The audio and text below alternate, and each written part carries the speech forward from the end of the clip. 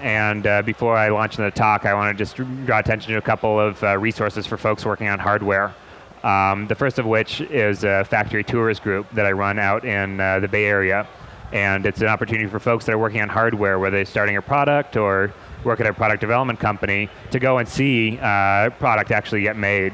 I think the benefit is that you look on Kickstarter, for example, a lot of people will design these things without a deep understanding of manufacturing, and it puts them sort of at risk of that thing not turning out as well as they like. So if anybody's out in the Bay Area, I'd love to have you join me for that. But if somebody's out here and sort of interested in starting a New York sister group, come track me down. The second thing that I wanted to highlight was hardware office hours. And what we're trying to do is connect folks that are sort of starting hardware projects with industry veterans that really know about manufacturing or distribution or some other area as a way to really educate some younger folks on the process. So if you want to be connected up with somebody, or if you're in a situation where you have some experience to share, that's something else that I'd love to have your help with. And the final thing is is hardware stack exchange. So I think it's been neat to see with software how if anybody's developed software, oftentimes if you run into a puzzle, if you Google it, the first thing that comes up is stack exchange with somebody who's had the same problem, and then somebody's answered nicely with a solution. So I think for people that are starting hardware, it'd be wonderful to have a similar resource. So if you have questions or if you think you can provide answers, I'd love to see folks on that. Okay, so I'll get started then. So what I want to talk about is two styles of electronics manufacturing. One involves surface mount components like these ones, and I'll pass these around in a moment. The other is through-hole. And I guess the way that I'm going to sort of work through their differences is with my experience sort of as a maker working on a variety of different projects. So for me, my time really began in 3 years ago at the 2010 New York Maker Fair.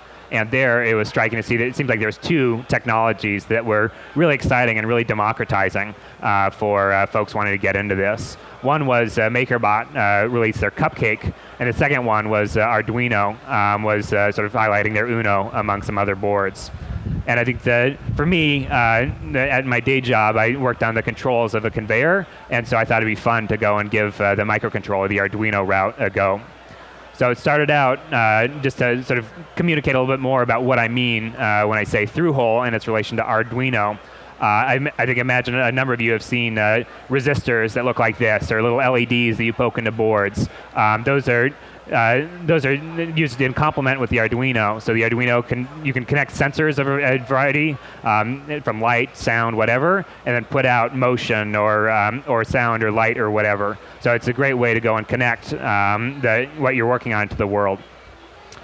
So I think there are three things that make the Arduino awesome. So I think the first is great design. It's just really easy to use, and I think where that comes from is Massimo's point of view that it's really about users, not megahertz. So we really spent a lot of time designing it to make it just a joyous experience. I think the programming language for it is pretty simple. So it's something that you can go and just get started. And also, when you're changing the firmware with a lot of the old microcontrollers, you'd oftentimes be in a situation where you have to go through this tedious process, whereas they wrote this nice software. You just click a button, and then off you go. I think a second nice thing is you can prototype really quickly with the designs. Just unplug and replug the wires. I think the final thing that makes Arduino great is that you have a great community. There's lots of resources, both electrical schematics and software blocks of code that you can, if you want to do something, you can get started really quickly. So for me, my first project was a light controller. The light switch next to the door in my garage didn't work, and so I was used to stumbling and tripping over stuff on the way to go and work in my shop. And so what I did is hooked up a little infrared sensor that would detect when I walked in the door, and it'd just turn on the light. Really simple circuit, but it was just a nice way to get into Arduino. I think the second thing that I worked on was a fan controller for my computer. The fans would usually be just going full blast all the time, and it was really loud. But when I was in a situation where I wanted it to be a little bit more quiet when it wasn't super busy, I needed to sort of control how much speed the fans were and how cool it would be. So I just sort of put in a little temperature sensor, and the Arduino would go and sort of vary the fan speed in order to achieve that temperature. Then a little bit more ambitious project was an autonomous car.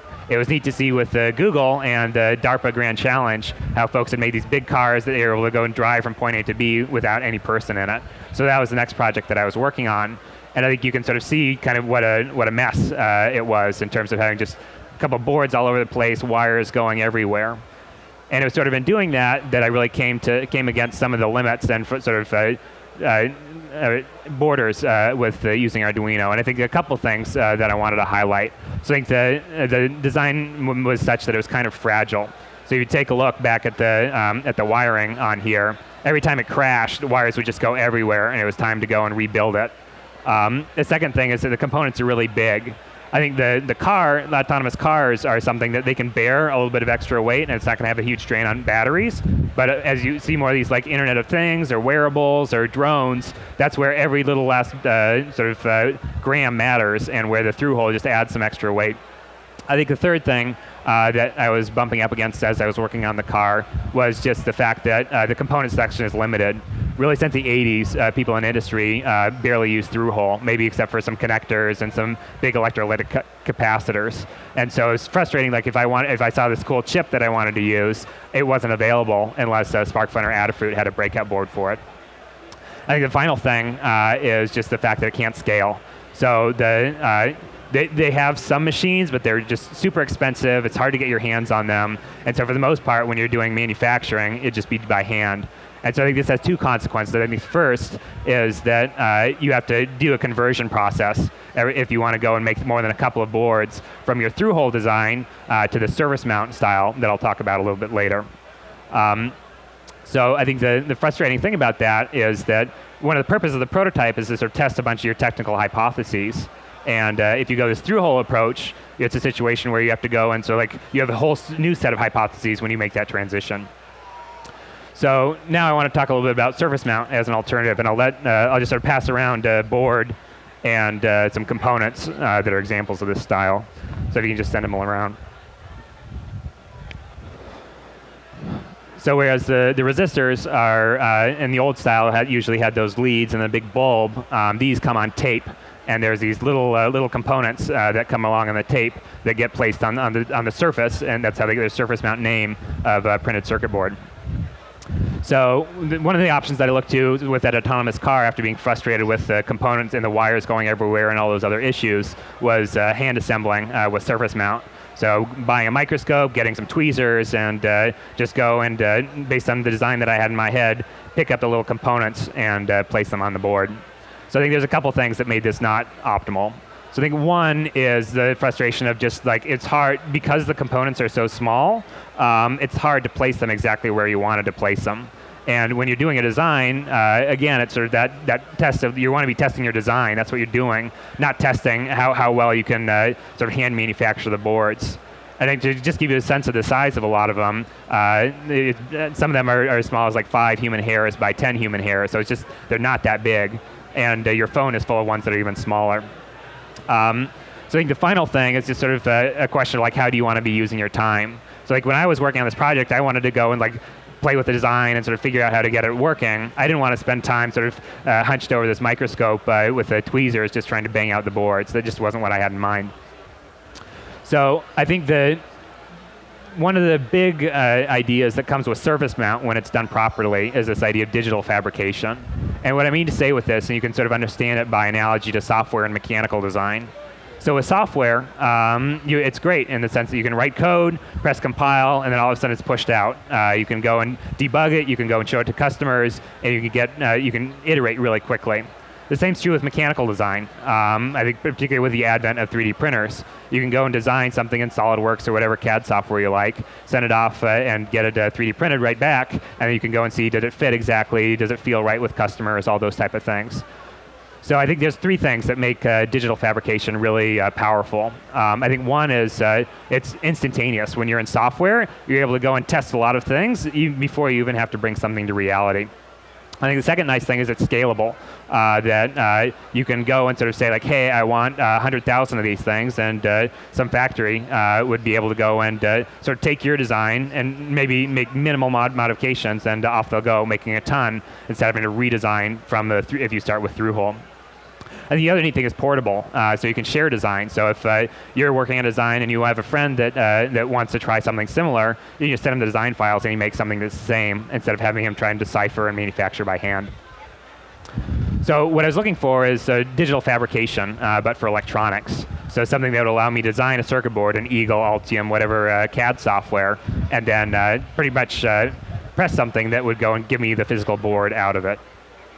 When I looked around, the main option was going to get a contract manufacturer to go and help out with that process. So this is somebody who has a big sort of room-sized robot that they would load your design in, manufacture the board, and then send the board back to you in the mail. I think there was 3 things that really struck me as I was trying to make a board with this process. I think the first was it was glacial. Oftentimes it'd be weeks would be the cycle time. When I was used to sort of doing software, you could do it instantaneously. I think the second thing is it's cumbersome in the sense that I spent a lot of time just talking back and forth with the contract manufacturer in order to make sure that what I wanted was what got made. I think the third thing is it's expensive, and I'll talk a little bit more about what I mean when I say that. So I think I'm not the only person that sort of has sort of frustration with this transition from software and the design process in there to design process in hardware. So this is a woman who does an Internet of Things company called Pinocchio, and she was doing like UX and other design type stuff. And when she started her Internet of Things company, it was just sort of this jolt of it takes a lot longer for each iteration. So I think this is a diagram of what I mean when I say it's cumbersome. So you sort of start out with designing the board, and then you have to send some design files off to a fab house to make the PCB. You have to send some other design files off to a contract manufacturer that's going to be able to do the assembly. You have to pull out from your design the bill of materials with all the components that you want, send that to the contract manufacturer, but also sort of place an order with the distributor to make sure that they give you what you want. You have to make sure that everything gets shipped to the right place, so that when the board's done, it gets shipped to the assembler, the components shipped to the assembler, and then finally you'll get your board back. And so this is what I mean when I say it can be a big distraction, just the execution process of getting a board made by a third party. I think price is another consideration. I think it's frustrating when you're talking to a contract manufacturer and I want to do this quick cycle. I don't want to spend $1,400 every time that I do it. So I think that when I was looking at the sort of existing option of this, like for digital fabrication of these big room-sized machines, it was like sort of putting it in software terms. It's like you press compile and you have to wait a week or so to see what the result is. You have to go and spend $1,400, and you have to spend hours of your time just working out the logistics. So that didn't feel like a very attractive option either, in addition to the hand assembly. So I think I think now I will return to sort of that MakerBot idea that I saw at the New York Maker Fair in 2010, and it had been neat to see that just as software had gone from these big room-sized mainframes to these machines that can be on your desk or on your lap. Similarly, in MakerBot, I think it was inspiring to see sort of for mechanical design, you have that same type of pattern where you start with these big sort of giant refrigerator-sized printers that are just in university labs, big industrial R&D spaces, and then they go and move to something that I could use on my desk. So I decided to do something that was kind of similar with the MakerBot, but for this electronics approach. So the idea was to have this desktop robot that you'd be able to sort of design the circuit board and software, send it to the robot, and then it would manufacture the board. So the sort of central idea for the interaction of how we're hoping to use the robot is really inspired by document printing. So I think it's great when you're printing a document. Setting up the printer is just a matter of you snap in the toner, you put in the blank paper, and then you're ready to go. Similarly with electronics, to me it feels like it should be, you put a bare PCB, you put in components, and you're set and ready to start. I think the software interaction should be the same. So it's a situation where you can type the document in Word, file print, and there's your document. The goal is the same thing with electronics. So instead of doing file print, it'd be file make from Eagle, Altium, whatever software it would be. So I think in order to be able to sort of really go from this idea where you start with just sort of a design and end up with a functioning board, the machine has to do a lot of things. So it needs to be able to make PCBs like that one that I was passing around. And one way to do that is the routing process, where you start with that blank board and it cuts out the copper, leaving just the little bit remaining that you want to conduct. You also have to go and put down solder paste this process of it's a sort of glue-like conductive material that's an interface between the components and the board. Then it's pick and place. So you have the components that that you have on the reel, and you have to go and actually physically put them on the board according to the design.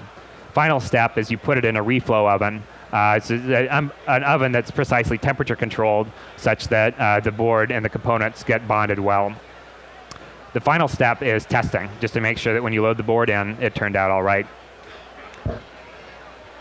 So let's see if that.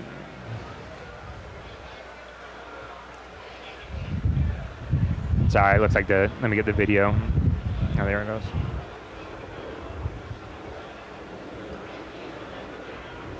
So just to give you sort of a sense of where we are right now in terms of what the interaction is for the robot, take a look at the video.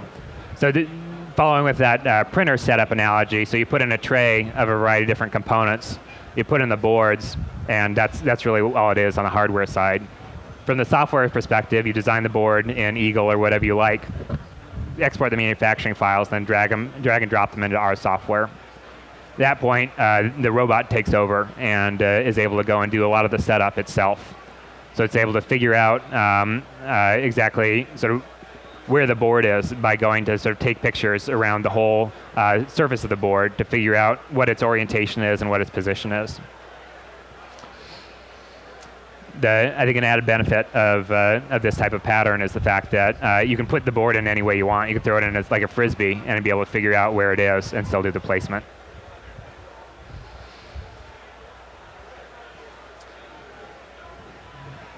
So the computer vision is also involved with finding the components. So you load in the components in that tray that I mentioned, and the computer vision is able to go and figure out where each of the different ones is. So this is another step where it's just one less thing that you have to deal with until here's where this component is, here's where this component is. It sort of saves some of the tedium.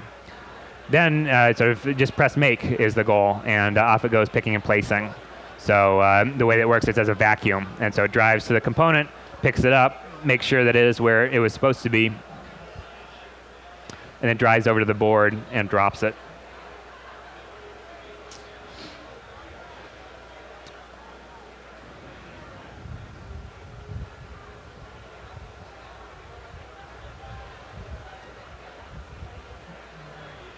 So after the board would be filled with components like that, the next step would be you would go and put it in that oven that I mentioned before for it to be reflowed, and then you do test to make sure that it worked out.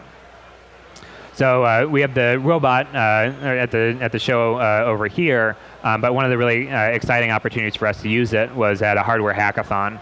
I think in many ways, software hackathons really demonstrate the power of software and the tools associated with them right now, in the sense that you sort of you can really over the course of a weekend, you could come in with pretty much an idea and walk out with a decent application.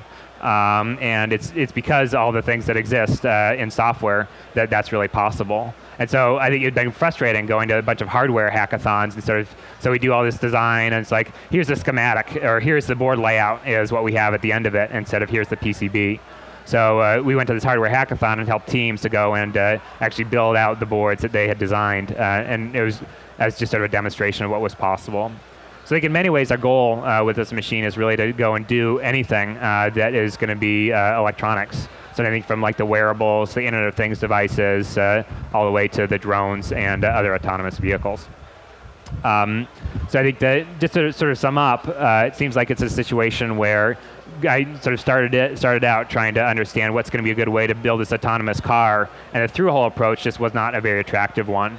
And so I switched over to surface mount, and the nice thing about that was you're able to use that digital manufacturing approach that allows you to go and sort of quickly iterate through your designs.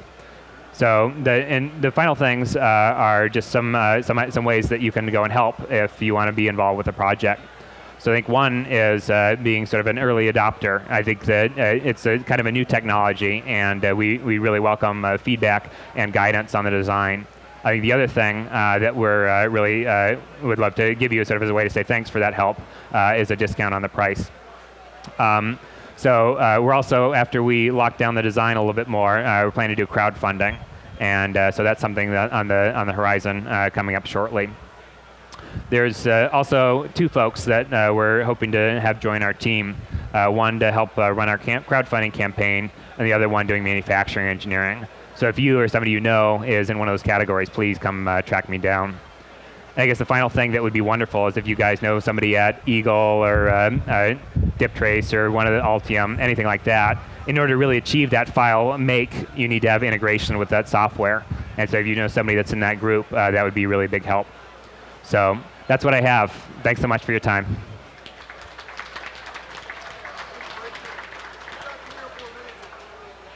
Okay, so I guess it sounds like 3 or 4 minutes of questions is if anybody has anything they want to ask. Oh, I guess one final thing is we're just right over there, maybe like 30, 40 feet over there. So if you want to see the robot in the flesh, please come stop by.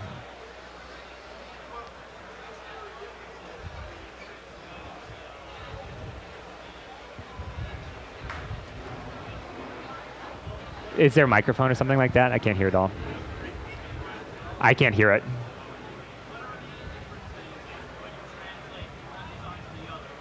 So the question was, what are the differences when you translate from one design to another? So like from a through-hole design to a surface mount one?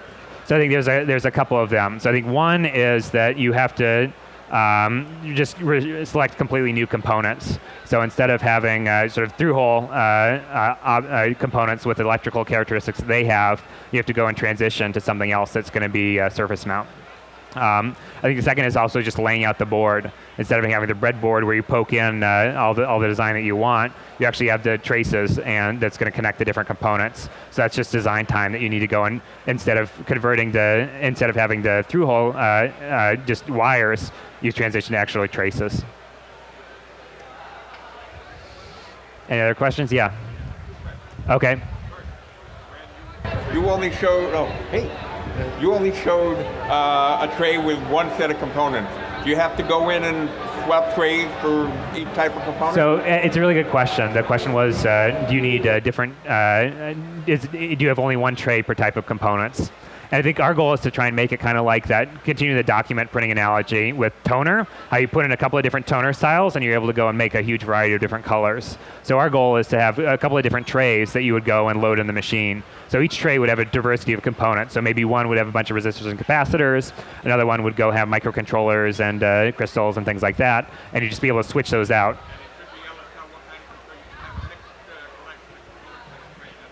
Exactly right.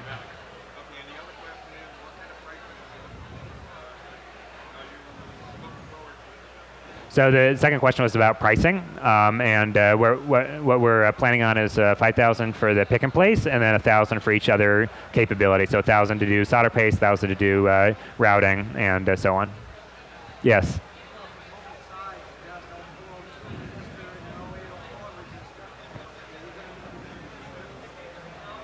So the question was about what component sizes can the robot support, and. So the question was, can the robot distinguish between different component sizes? And it can, and the way it does is you have templates, so for each of the different styles of component, and then the computer vision will compare what it sees against that template. Your time?